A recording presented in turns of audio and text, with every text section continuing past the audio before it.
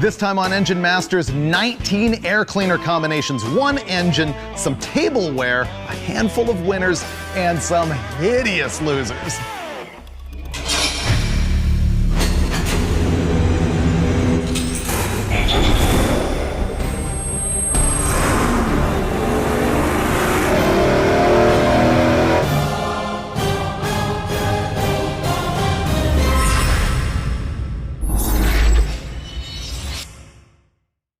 This is Engine Masters presented by AMSOIL, and I can't imagine a hot rodder anywhere who isn't in for some surprises on this episode, because what we're gonna do is take 19 different air cleaner combinations, some of them mainstream, some of them really wacky. We're gonna run them all on this engine, and at the end of the show, we will rank them in order from least to most powerful.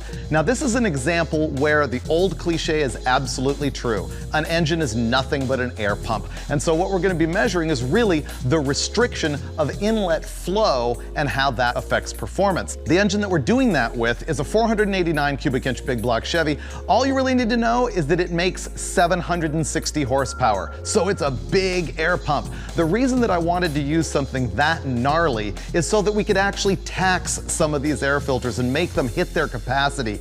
The other thing is, this applies to you, because if you think about it, the 700 horsepower engine up at high RPM is a 300 horsepower engine down at low RPM. It's also a 400 horsepower, 5, 6. You get all those data points all along the way, so we're gonna be able to see what each filter is capable of. But you can't do that until you go through all the labor of putting this thing on the dyno, and then the fun of pouring in the AMSOIL, and then firing it up to find out which air cleaner is best. This is gonna be so much fun. I know what you're thinking. You're going, how can he possibly tie in an AMSOIL moment for a test of air filters? Well, here's the thing. Dulcich and I are both famous for running no air filter whatsoever. And when you do that, you get dirt through the engine and stuff, and your oil change interval shortens out because you literally get dirt in the oil. Whereas synthetic oil will extend your oil change interval. So you really want to run an air filter because you don't want to be changing your good synthetic oil more often than you would really need to. I'm gonna use the Dominator Racing Oil in this thing at 1030 because this thing is 13.5 to 1 compression and pretty stout. All right, first up, we're gonna fire up our engine and just run it with no air cleaner whatsoever so that we have a baseline to find out how bad these filters are. We're good. Are there any of them that'll make more horsepower than open? Yes. I'm going with Dulcich, okay. It could. Oh, you guys.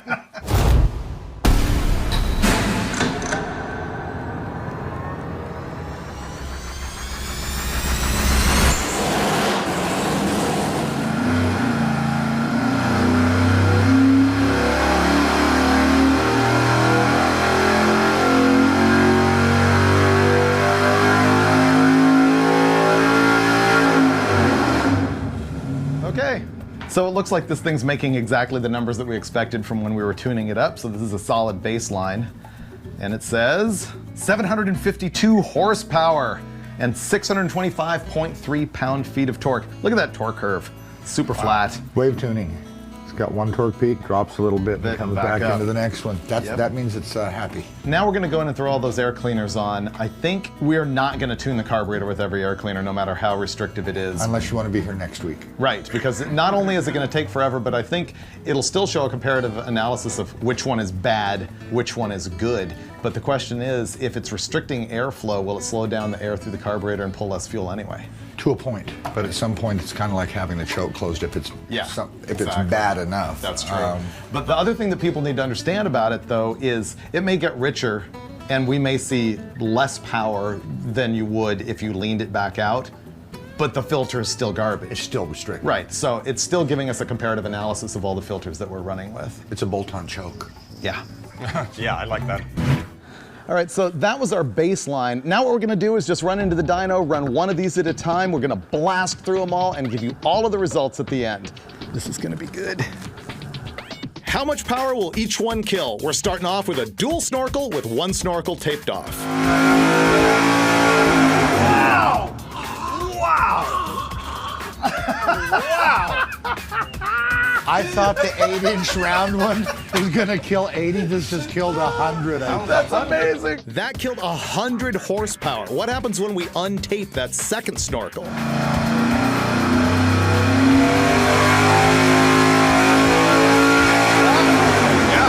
significant difference. That was 50 That's horsepower. pretty good. Not significant enough. Not enough. No, it's still absolute trash. It's still way better than a single snorkel, though. I'll give you that. You really have to let me flip the lid. Okay, go flip Every the lid. kid wants to flip the lid on their stock air All cleaner. right, go flip the lid. So we flipped the lid on the stocker, and then it was time to test the aftermarket air cleaners. I've always loved the look of these air cleaners. I know. They just look so cool. Really. Yeah. Now we're going 70s style with velocity stacks. We're gonna try them both open and filtered. It's got a foam filter with metal on both sides so it doesn't suck the foam in. That's restrictive. Can't see any daylight through it. Now we're gonna rip through some testing of a huge variety of standard round air cleaners, flat bases, drop bases, paper filters, K&Ns, and even those filtered lids. This is a flat base, so when you switch over to a drop base like this, it actually lowers the whole air cleaner on the carburetor, and that's going to provide more hood clearance. And you can see the shape of this drop fits perfectly around the Holley carburetor. We saw some really interesting trends when we started using these K&N filtered lids, and so we used tape to isolate what was really working, the lid or the filter itself. After a day testing all of these different combinations, we decided to go to the salad bowl. We noticed that anything that we could do to flow air straight down the carburetor was making more power. So we took the salad bowl, cut a hole in the bottom of it, and stuck the K&N filtered lid in the top of it. Oh, not quite! Ah! Come on! That was so close. I think that we learned some general stuff though. One, flat base is always better than a dropped base for like a 14x3 round air filter. That was pretty good. We saw that airflow down the carburetor is always better than across the carburetor. Absolutely agree. That was pretty cool. Size matters. Right. When you're making 750 horsepower, definitely that 14.4 is better than the 14.3. And then there was the whole thing with that filtered top, which I think really goes to show that direction down the carburetor is more important. You put the filtered top on with an open filter elsewhere and it doesn't work, but you let it do its own thing and it's big. To me, that was a pretty huge thing. One thing I wanted to do is show you how this applies to you even if you don't have a 750 horsepower engine. And so we've assigned a power number that we feel each one of these filters is capable of. And here's how we did it. We took the black line here, which is no filter whatsoever, and we compared it to the dyno curve with each filter. And at the point at which the filter starts to become a restriction, it starts to make less power. But below that point, it's about the same. So that tells us that is the point at which that filter is not restricting horsepower. And at the crossover, in this case, it's 650. And so we would estimate that that filter is not a restriction up to 650 horsepower. And that's really rough because different engines can use a different amount of air if the VE is worse than this one, but it'll give you an idea.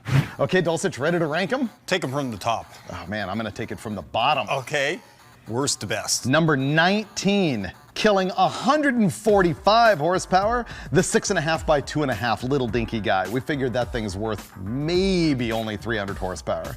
Number 18 is the single snorkel Mopar scoop with one snorkel taped off. That killed 95.8 horsepower. 17, that foam velocity stack killed 72.4 horsepower. Our estimation is that it can only support about 300.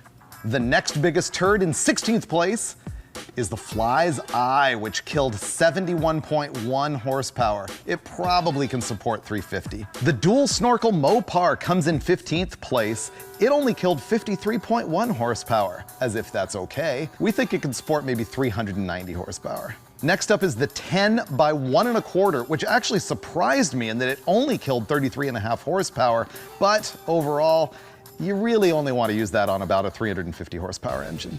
Next is 13. This is the one that really taught us that the dropped base is always worse flowing than a flat base. But with the K&N filter and a filtered lid, this combo only killed 18.8 horsepower. But it's probably capable of 650.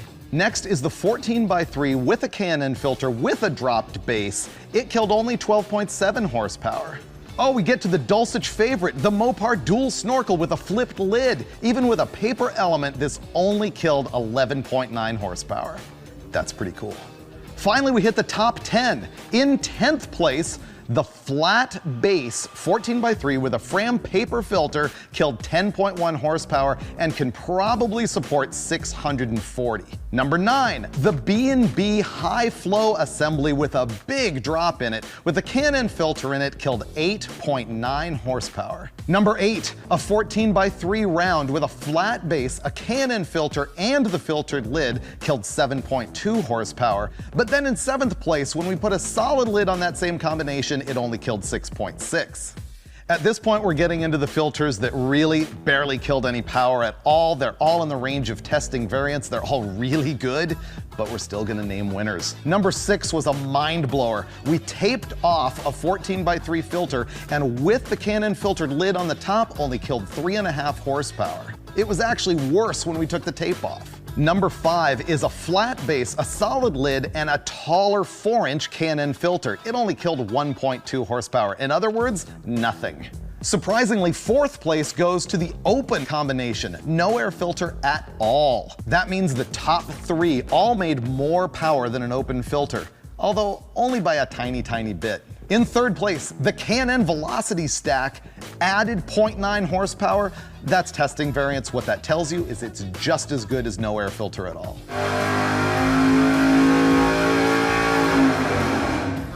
Really good. I'd much rather drive around with that on my boat than open. In 2nd place, our sentimental favorite and the absolute highlight of the show, and something that really trained us a lot about the direction of airflow, the Salad Bowl gained 3 horsepower. Oh, not quite! Salad Bowl's the king. And it's handsome. The next time you have someone in here running an air filter and they're making 749, they want to make 750. Bring out the salad be bowl. like, hold on. Salad bowl and filter lid. I think it's all about the direction of the air. It's why velocity stacks work. It's all about directing it straight down the carburetor and not making it change directions going in there. And finally, in the number 1 spot with no filter at all, a velocity stack feeding the Holley carburetor actually added 5.7 horsepower. That was the 2nd greatest test we've ever done. What was the greatest? Well, the header bash, of course. Oh yeah, that was hard to beat. This is such a close second. I think the only thing left to say is, which one would you take home? 0 shocker there. Really? You can always flip the lid, right? Right. It's like the ultimate universal air cleaner. It's versatile. I have to go with the old standard, the 14-incher with the tall Can-N. Good choice.